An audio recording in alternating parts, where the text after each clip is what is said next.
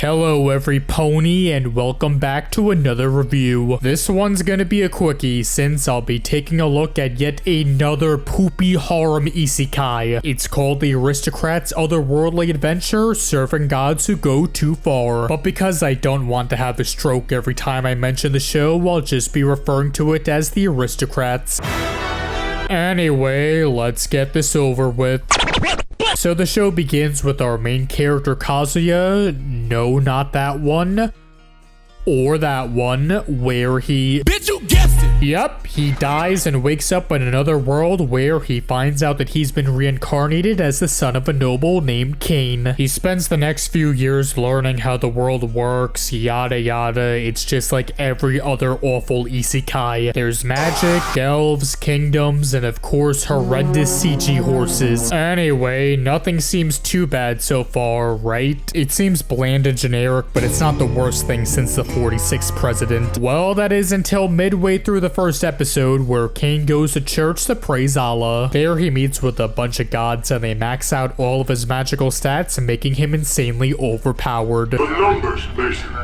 What do they mean? Now you may be asking, why did they do this? For the funny! Yep, so now Kane is extremely overpowered and can do whatever the hell he wants. He can kill every monster, create anything he can think of, he can do anything. Yay.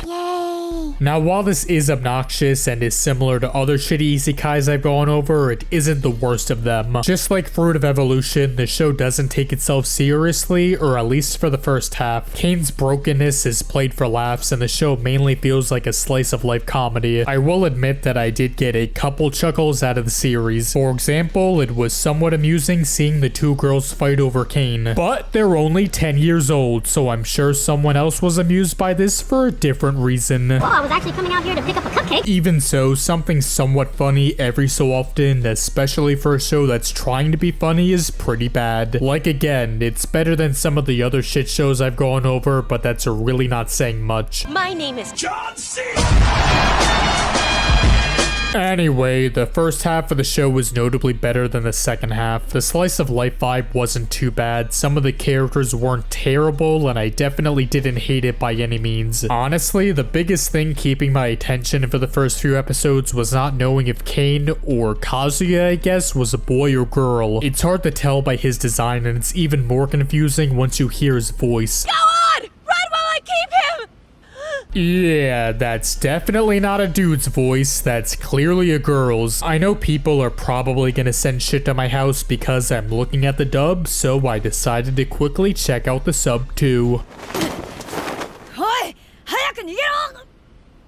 Surprisingly, it's not much better since Kazuya still sounds like a girl, and that's because he is voiced by a girl. So yeah, this is pretty distracting for the first few episodes. I legitimately had to look up whether or not he was a boy or girl after episode 3 because it was bothering me so much. I'm disappointed that he wasn't a girl because having a girl be the main character of a harem sounds interesting. I know she would technically be a guy since she was reincarnated in a guy's body, but still, it would make for an interesting premise. But I guess they couldn't do that because that would mean the show would be different and fun. And we can't have that because all of these shitty isekais need to be the exact same. They all need to be lifeless, generic, boring, and of course, bad.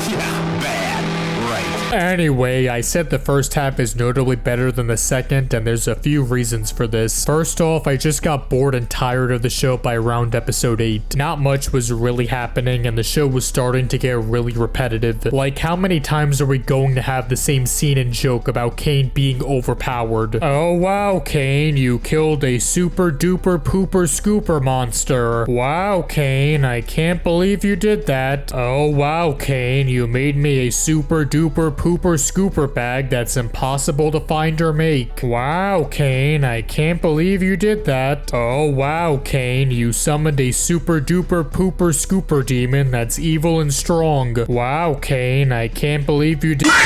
You see what I mean? It's just the same thing over and over again. I know this is what the series has been like since the second episode, so maybe I was being too nice on it before. Or maybe I'm just getting used to how shit these isekai harems are, anymore, so they don't bother me until I start getting bored by them, which is sad to think about. And yeah, I started getting really bored during the last couple episodes. Not only was it becoming repetitive, but it also decided to introduce a new villain for Kane to defeat. Yeah, you know, the main character who's broken and unstoppable. Let's have him fight someone and make the fight be all serious and dramatic, because that sure as hell will work. I don't understand why every single one of these awful harem isekais thinks it's a good idea to do this. You can't take this fight seriously because Kane is broken, so there's no stakes, which means nothing matters, which means I'm bored out of my fucking mind. Please, for the love of Donald J. Trump, stop doing this in your shows. It didn't work before, it doesn't work here, and it will never work. This show was destined to fail from the start, just like every other shitty harem isekai. You can't just make your main characters overpowered without any rhyme or reason. You need them to earn their power, skills, and knowledge, like Saitama for One Punch Man or Sora and Shiro from No Game No Life. If you just make them godly for no reason, then it becomes frustrating, which makes me detest them. It also doesn't help that all these main characters are one-note, boring, generic, and bland. He built a wall! The wall! So the plot sucks, but what about the characters? Well, they aren't awful. Some of the side characters are tolerable at best, but I'm not going to be remembering any of them once I'm done with this video. Kane sucks. He's just your typical poopy harem protagonist. I'm not going to do a waifu war because I have absolutely nothing to say about any of them.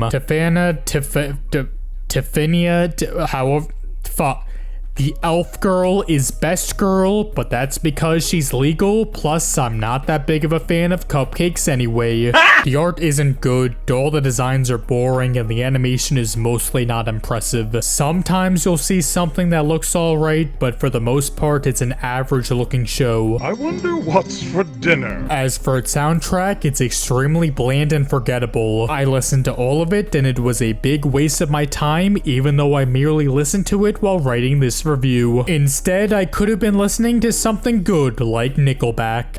Well, what's done is done. If I've been reincarnated, I need to know what I'm dealing with here. I'm not gonna let any weird in-world shenanigans get the best of me.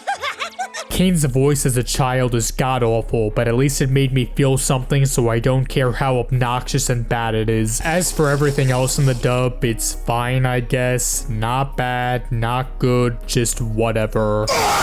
Well, that was the Aristocrats, and wow, would you look at that. It was... just like every other shitty harem isekai I've gone over, it has a lot of the same problems as them. Overpowered and boring main character, generic world, yada yada, same goddamn shit. And that's why I'm giving the Aristocrats a 3.18 out of 10. I'm a fire in my laser. Well, that's going to do it for this video. If you liked it, you can leave a like, comment, share, subscribe, or even support me on Patreon. Link down below. And also be sure to subscribe for the 7-hour review of Heaven's Lost Property, cause that'll be out soon. And when I mean soon, I mean sometime within the next 25 years. Anyway, hey guys, I guess that's it.